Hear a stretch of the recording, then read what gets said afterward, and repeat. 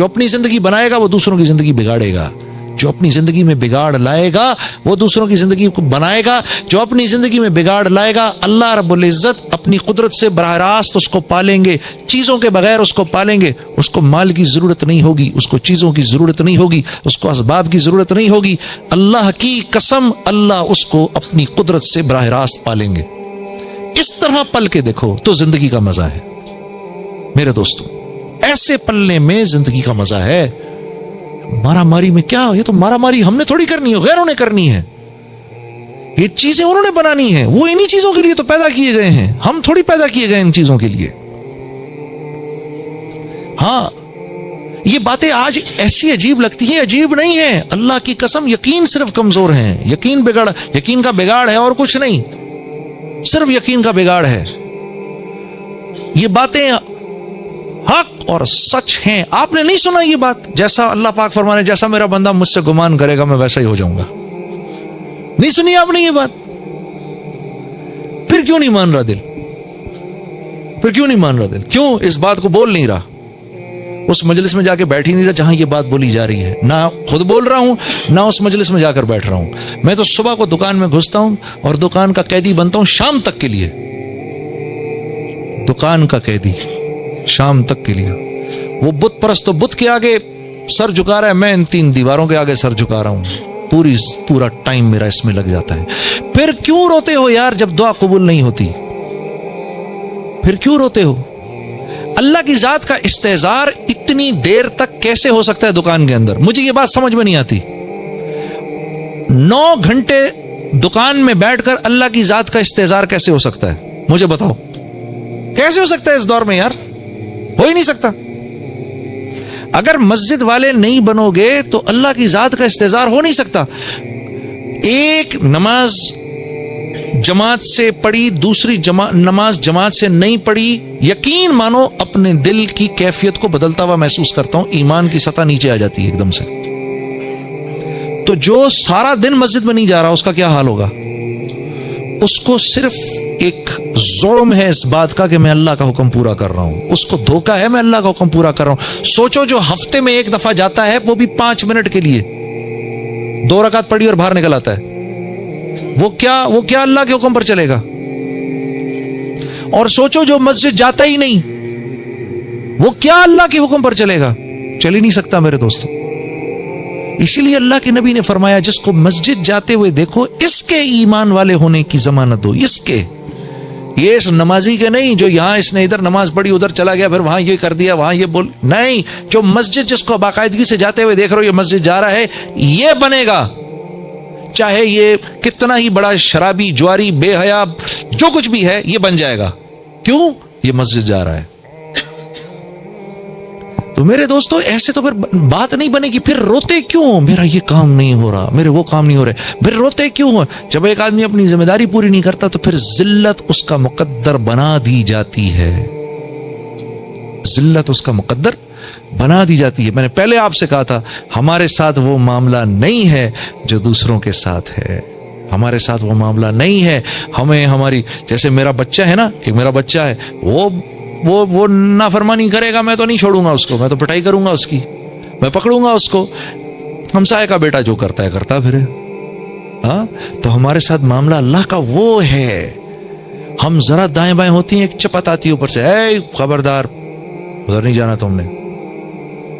پھر لوگ اگر کوئی یہ کہے کہ یار باپ بڑا سخت ہے، یار یہ تو بڑا سخت باپ ہے، یہ بات ٹھیک ہے؟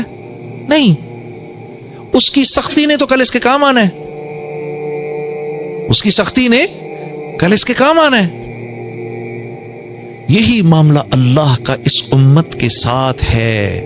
اللہ رب العزت نے ہمارے نبی صلی اللہ علیہ وسلم سے جاتے وقت یہ بات اللہ پاک نے ہمارے نبی کو ضمانت دی تھی کہ ہم آپ کے بعد آپ کی امت کو اکیلا نہیں چھوڑیں گے، ہمیں اللہ نے اکیلا نہیں چھوڑا۔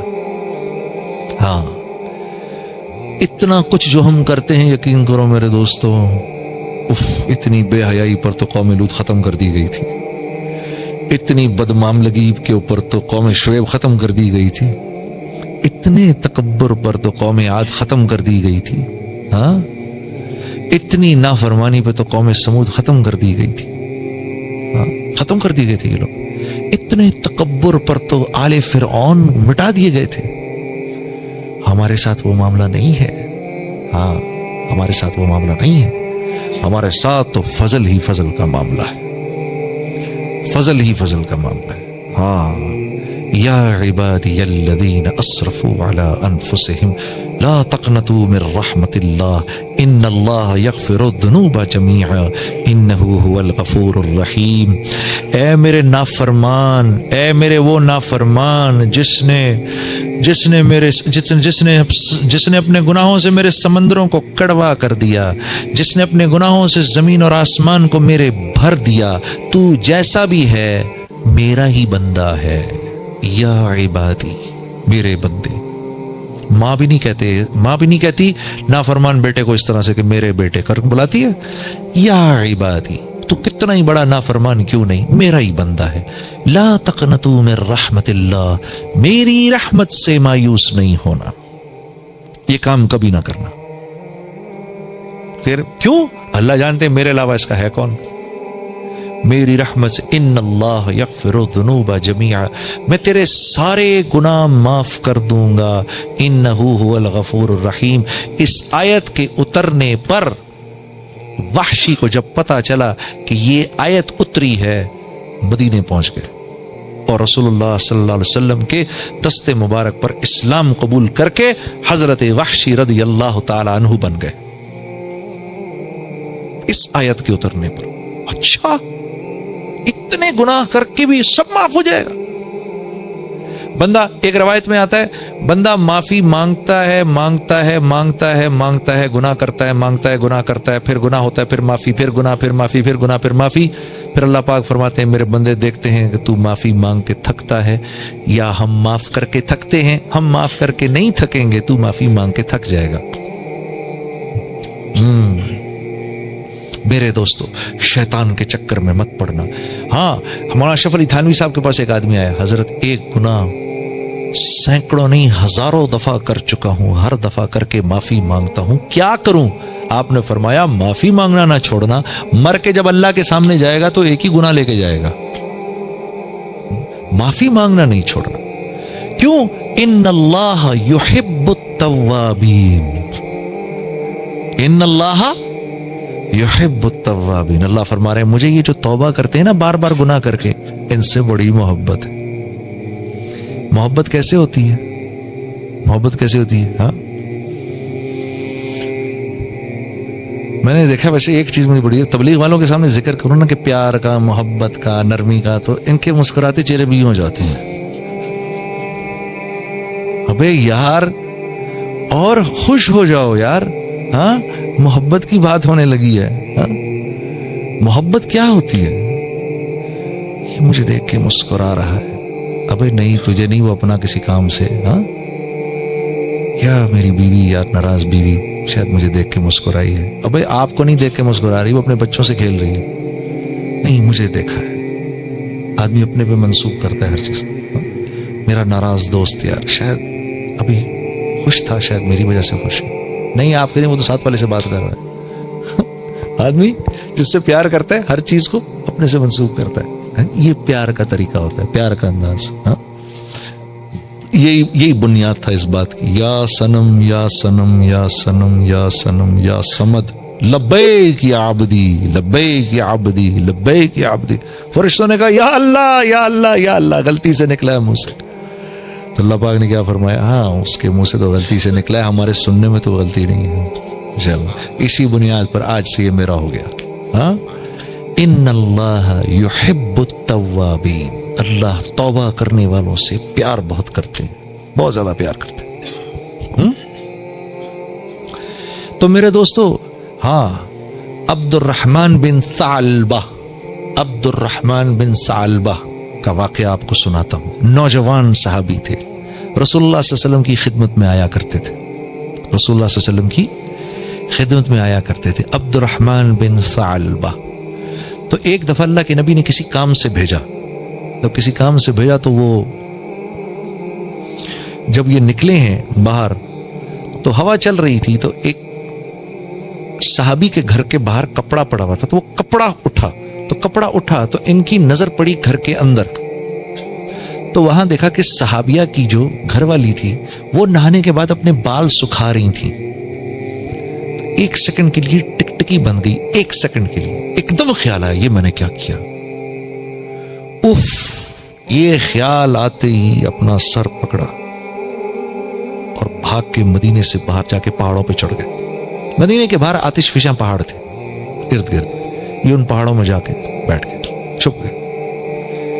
اللہ کے نبی انتظار کر رہے, عبد الرحمن کو بھیجا, آیا نہیں آیا نہیں آیا نہیں آیا نہیں. پورا دن گزر گیا, کہاں رہ گیا بھائی, کہاں رہ گیا. حضرت عمر رضی اللہ تعالیٰ عنہ حضرت سلمان فارسی سے آپ نے فرمایا بھائی عبد الرحمن کو بھیجا تھا کام سے, کہاں چلا گیا. تو مدینے میں پتہ کیا تو کہیں نہیں. کہا فرمایا, آپ نے فرمایا بھائی ڈھونڈ کے لاؤ اس کو.